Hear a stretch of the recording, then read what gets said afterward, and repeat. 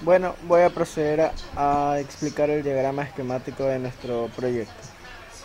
Como podemos notar, aquí tenemos las dos fotorresistencias que van a ser las que van a permitir el movimiento del motor.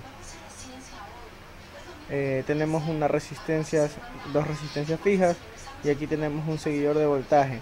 ¿Por qué usamos un seguidor de voltaje? Lo usamos para que las impedancias que vean sean las mismas de acuerdo a la luz, dado que si no estuviera este seguidor de voltaje se vería afectado por las resistencias que están acá cuando entren al comparador de nuestro set point. Bueno, seguimos. Aquí tenemos un amplificador no inversor con un set point que va a ser el del potenciómetro, que nos va a permitir que el motor se quede quieto de acuerdo a la luz que reciba en un punto específico. En este caso en 80% está el potenciómetro. Después de esto tenemos el control PID, que es todo este circuito. Tenemos el proporcional, el integrador y el derivador. El integrador se encuentra caracterizado porque tiene una retroalimentación negativa con un capacitor. El derivador se encuentra en la entrada del op-amp, de la entrada negativa del op-amp, un capacitor. Esto nos va a permitir medir el error y darnos el movimiento del motor de acuerdo a lo que nosotros queramos. El integrador nos va a permitir que el motor se mueva de acuerdo a la luz que está recibiendo la fotorresistencia. El derivador nos va a permitir que se quede quieto el motor cuando ya llegamos a un punto deseado. Este va a ser un amplificador, un amplificador inversor, que nos va a permitir que el voltaje que salga se aumente para que a la final pueda alimentar el motor. Con este op-amp, el último op-amp, vamos a regular la velocidad del motor, variándola con el potenciómetro. Si lo queremos lento, lo aumentamos, y si lo queremos despacio, la disminuimos. Estos tips nos van a permitir el cambio de corriente de acuerdo a lo que se desea, y esto va a hacer que el motor gire en un sentido o gire en otro sentido. Y esto es básicamente el funcionamiento de nuestro proyecto.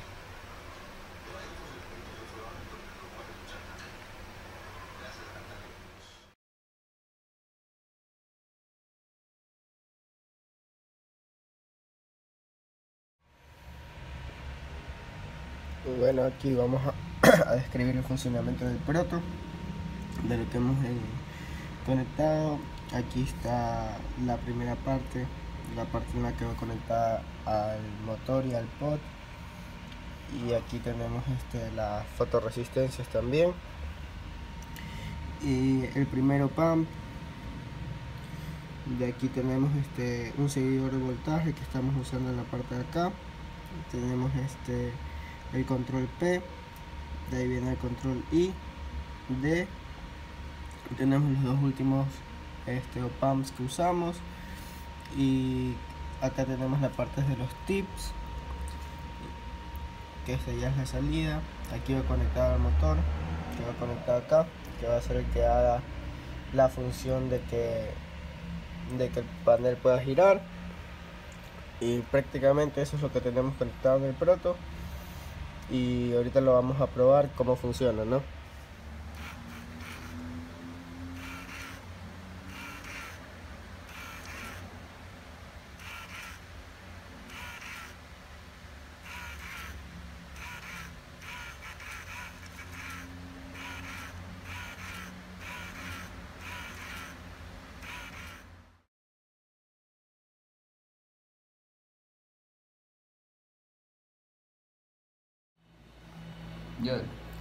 Bueno, voy a explicar el funcionamiento de nuestra maqueta final.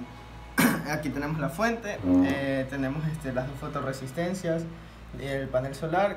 Aquí está el motor con el potenciómetro, y vamos a explicar la placa antes de proceder a hacer la prueba de funcionamiento.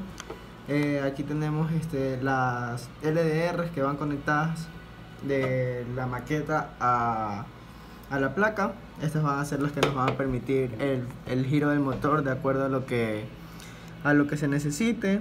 Aquí están el voltaje más, voltaje menos y tierra.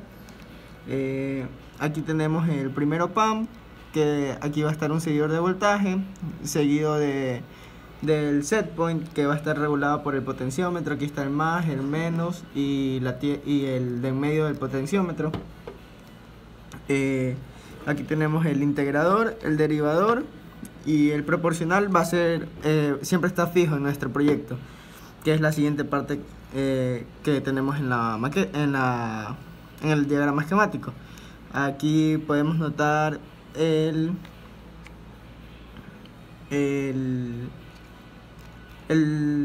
potenciómetro final, que va a ser el que regule a qué velocidad gira nuestro motor.